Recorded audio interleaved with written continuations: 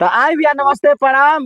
भोला बाबा के एगो कहानी सुनल जाई चोर के ऊपर, जौन पहले के बूढ़ पुरानिया लोग कहत रहला, रउआ सब सुनत होखे, लेकिन आज सुन के रउआ एकदम खूब हंसे।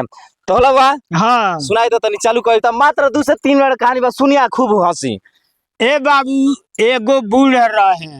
बूढ़ मेहरारू रहे। हाँ हाँ हाँ तो उ दो गाहा घर में सुतर रहे आ ओकरा 4 गो बेटा रहले सन। अच्छा। चारू बेटवा अपना अपना घर में अपना अपना परिवार के लगे सुतर रहले हाँ सन। हाँ हाँ अब बुढ़िया अकेले 2 गाहा में सुतल बिया। हाँ तो लेके 5 जना चोर भाई लो आई। हाँ 5 जना चोर भाई लो आई है लागल लो चोरावे। तौले के एक जना चोरऊ में के हाँ। एक जना के हृदयानंद नाम रहे। अच्छा। अब ऊ चोरावे खोजता रे, तौले के मिल गईल उनका दूध चाउर चीनी।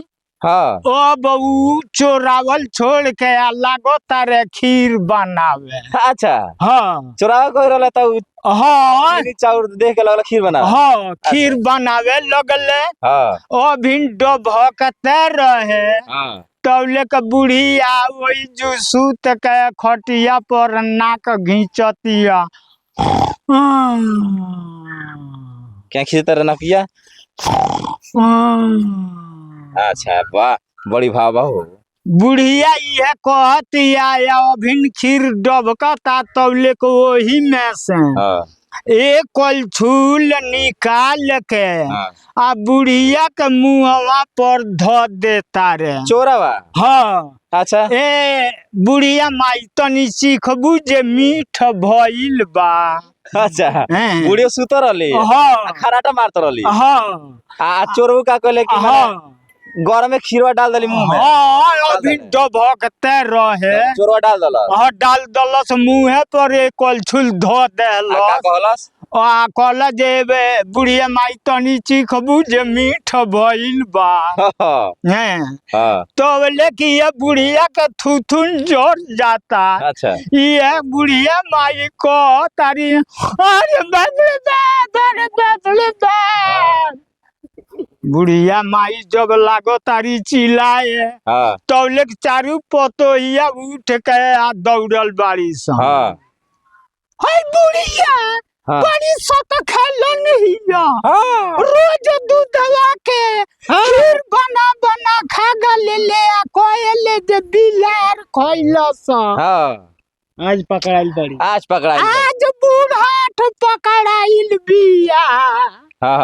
ओ भैया बुढ़िया माई को तारू जे ए बाबू हमरा के झूठो रंग लगाव तारू लगी। अब ए बाबू 4 जना चोरौलो बाकस के नीचा घुसू गइलो। माने बाकस के नीचे घुसल रहलो। हाँ आ एक जना जिनका के हृदयानंद नौआ रहे खीरवा बनौले रहले जे बुढ़िया माई के मुंह में डाल। हाँ ऊ का कहले जे चढ़ के आ लरहिया धो के आ वही लरहिया में सपटल बा लटकल।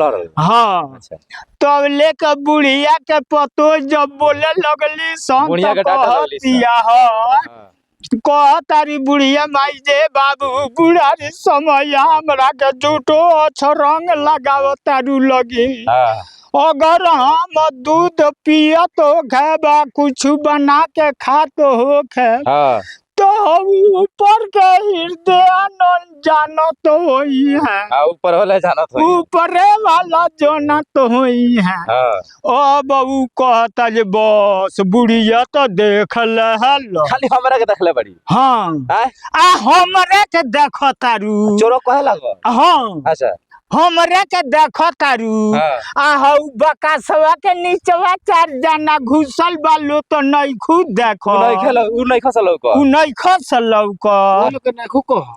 वो लोग के तो कहते नहीं थी। हमरे के देखले बड़ी ऊपर। हाँ ओ भैया बाबू ओकरा के छोड़ दली सपतो ऊपरा वाला के ऊपरा वाला के अच्छा 4 जना आ नीचवा वाला बकासवा के 4 जना के 4 जना के हाँ। घींच के आई लात मुँह का 4 जना के लगली सका 4 हाँ।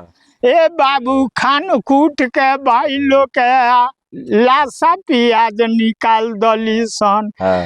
तो क्षमा करे तो नमस्ते प्रणाम दोस्तों, कहानी कैसा लगा कमेंट करके जरूर बताइए। ये कहानी आप सुने भी होंगे, लेकिन इस कहानी में जो वो हृदयानंद थे, वो हृदयानंद होला बाबा थे, वो चोर होला बाबा थे ना वो।